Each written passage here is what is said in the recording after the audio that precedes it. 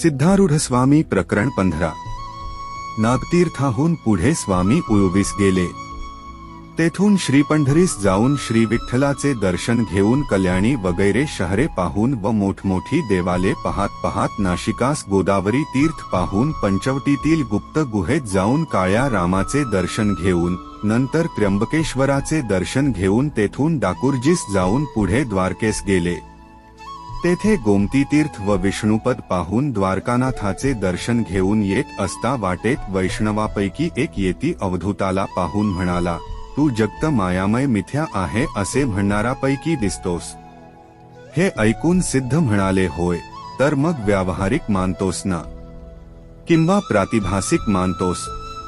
तेव्हा सिद्ध म्हणाले, स्वप्नासारखे प्रातिभासिक मानतो। तेव्हा वैष्णवाने विचारले, स्वप्नाच्या प्रातिभासिकाला अधिष्ठान कोणते?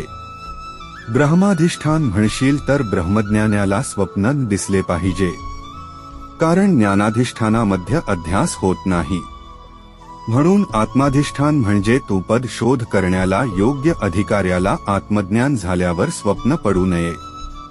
तेव्हा अवधूत म्हणाले, जागृतावस्थेच्या अभिमानाला अधिष्ठान असलेल्या चेतनाला आवरणाने स्वप्न कल्पित होईल, अथवा जागृतावस्थेत दिसणारे सर्व विषय अविच्छिन्न चेतनावरणाने स्वप्नही प्रातिभासिक होते। अन्यपक्षी कारण शरीर अविच्छिन्न चेतनाला सदोषावर्ती होऊन स्वप्न अध्यास होईल, कारण अहम द प्रतीती झाल्यावर समकालात स्वप्न आपल्या कारणात विलय होते। म्हणून कारण शरीरवच्छिन्न चेतनच अधिष्ठान मानावे असे ऐकून सत्य आहे असे त्याने कबूल केले। तेथल्या एका वैष्णवाने स्वामीला पाहून आज पारण्याचा दिवस आहे, याकरिता अतिथीला सोडून भोजन करू नये असे शास्त्र आहे, म्हणून आरूढाला बोलावून त्याचे आतिथ्य केले। पुढे उज्जैनीस जाऊन महाकालेश्वराचे दर्शन घेण्याकरिता इकडे तिकडे फिरत असता देवालयातील दिव्य मूर्ती पाहून तो आपल्या चैतन्याच्या पादशक्तीने उज्जैनीला प्रकाशित करीत आहे असे समजून तेथून निघून ओंकारेश्वराला आले।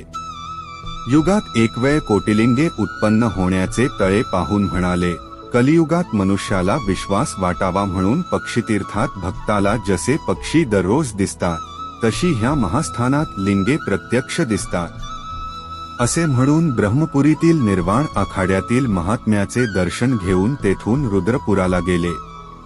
तेथे ओंकारेश्वरास हस्तस्पर्श करून तीर्थ घेऊन खालील डोहात असलेल्या माशांना अन्न घालताना पाहून भगवंताने बसल्या ठिकाणी आहार ठेवला आहे, यासाठी अन्नाकरिता प्रयत्न करण्याचे कारण नाही असे मनात आणून ध्यानस्थ बसले। नंतर 2 तासांनी आणखी एक भक्त पुष्कळ फळे घेऊन माशास घालीत असता ह्या महात्म्याला पाहून त्याने विचार केला की हा आनंदसागरातील निवृत्तिंदित मत्स्यावतार रूपाने आहे, म्हणून याला प्रसंतर्पण करून मग माशास अन्न वगैरे घालावे हे बरे। तसे मनात आणून अनेक प्रकारची पक्वान्ने, केळी, शर्करायुक्त पदार्थ, अनेक प्रकारचे डाळीचे पदार्थ आणि इतर शाकभाज्या वगैरे यांचे पुढे ठेवून माशाकरिता आणलेल्या फळांच्या 5 टोपल्याही ह्यांच्या पुढे आणून ठेवल्या।